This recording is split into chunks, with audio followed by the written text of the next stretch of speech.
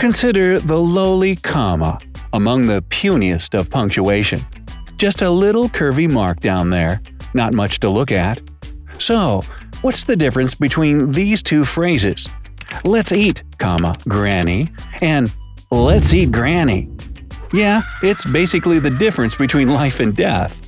So, if you think grammar is something you only need in school, you're about to be flabbergasted. Yeah, you can Google that. So, what's the big deal with commas? Well, in 2017, Oakhurst Dairy, a company from the state of Maine, literally lost millions of bucks because of a misplaced comma. The situation was rather trivial.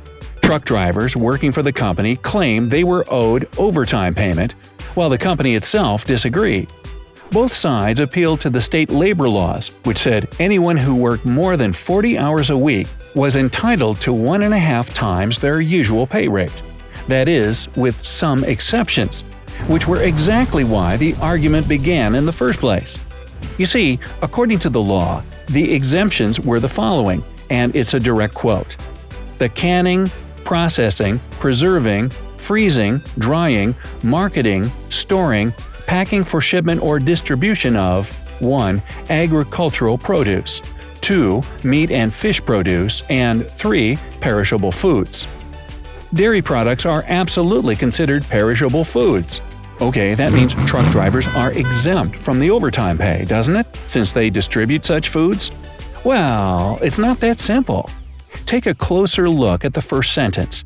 It says, quote, storing, packing for shipment or distribution. Notice the comment before or? Right, you don't, because it's not there. And that means it's all a single clause. Now, this requires a bit of explanation. The Oxford comma is normally put before and or in sentences where there are 3 or more items listed one after another. And trust me, it can make a huge difference. Let's take a simple, albeit not so awkward example. During my travels, I met Elon Musk, a witch and a cyborg. And now compare it with this. During my travels, I met Elon Musk, a witch and a cyborg. You see, in the first case, the succession is easily tracked. First I met Elon Musk, then a witch, and after that a cyborg. Quite a motley crew, to be sure, but not too weird to be true. In the second case, though, the lack of an Oxford comma before and implies that Elon Musk is both a witch and a cyborg. Well, given his genius, I wouldn't be too surprised if he wasn't human, but this is a little bit too much, don't you agree? That said, let's get back to the case in question. Like I said earlier, the packing for shipment or distribution part of the sentence also lacks an Oxford comma, which makes it all a single activity. And truck drivers hang on to this notion. What they said was, we distribute the goods, but we don't pack them. And if they don't, that makes them not exempt from the overtime pay. The company disagreed with this, and the case was taken to court. And what do you think was the result? That's right, the drivers won. The judge decided that if the comma wasn't in place, it indeed meant that packing goods and distributing them was considered a whole. And since drivers weren't involved in packing, the overtime payments were due. Thus, according to the court's decision, each of the 5 truck drivers that filed the complaint received $50,000, and the rest of them, that's about 127 people, were owed overtime pay for 4 years. All in all, that made for over $5 million paid from Oakhurst Dairy's pocket. Later, Maine edited the law to avoid such ambiguity, but it was already too late for the company. Punctuation matters, folks. And this isn't the only case where a seemingly tiny mistake cost millions of dollars. Here are just a few of many examples that grammar rules the world. Number 1. Fruits and Plants, 1872. One of the first times when punctuation mattered way too much was when the U.S. government put a comma instead of a hyphen in the U.S. Tariff Act. By writing fruits, plants instead of fruits, plants, the government basically waived fees for all plants instead of only fruit-bearing ones. To say that farmers were elated is the understatement of the century. Just think about it. All of a sudden, they didn't have to pay taxes for anything they grew on their land and sold. It took almost 2 years to amend the act. and during that time, the losses were about $2 million, which today amounts to more than $50 million. Number 2. Son & Sons 2015. Not convinced yet? Well, here's a case where not a comma but a single letter caused a lot of trouble. In 2015, a British family business called Taylor & Sons was listed by the government as facing liquidation. Sad, of course, but a standard procedure nonetheless. Well, it would have been if not for a mistake in the listings. What the government actually meant was Taylor & Son, a different company altogether. When they realized the mistake, though, it was already too late.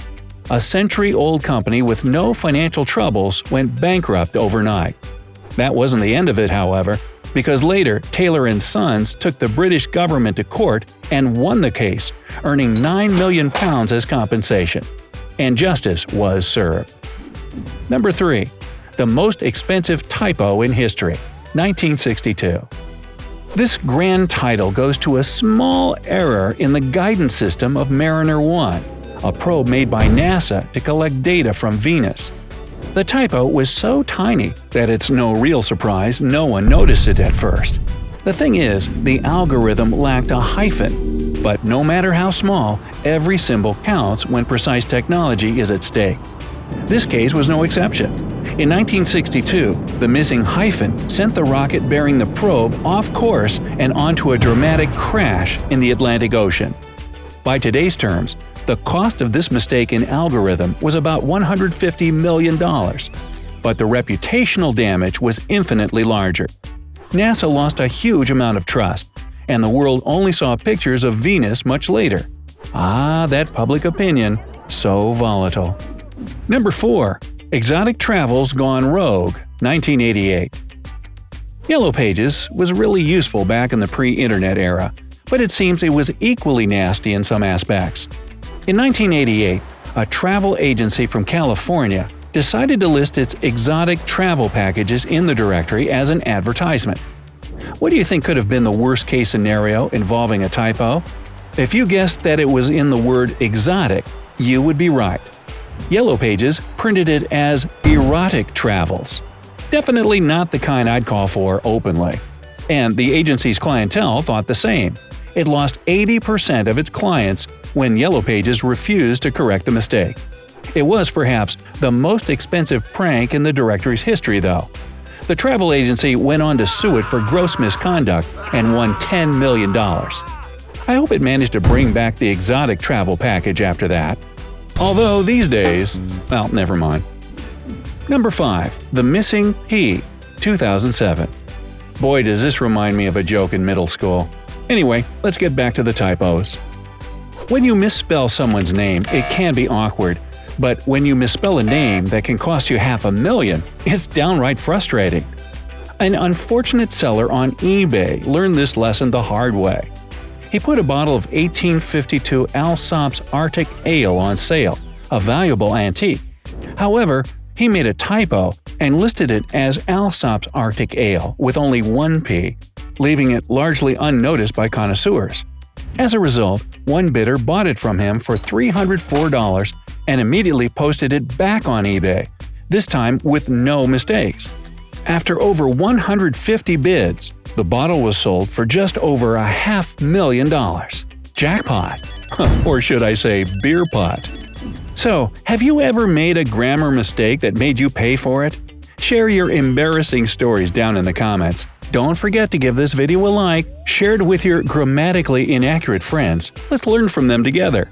I, for example, once made the most awkward spelling in the word public, failing to type a very important letter in the middle. Still blushing when I remember that. Anyway, click subscribe to always stay on the bright side of life.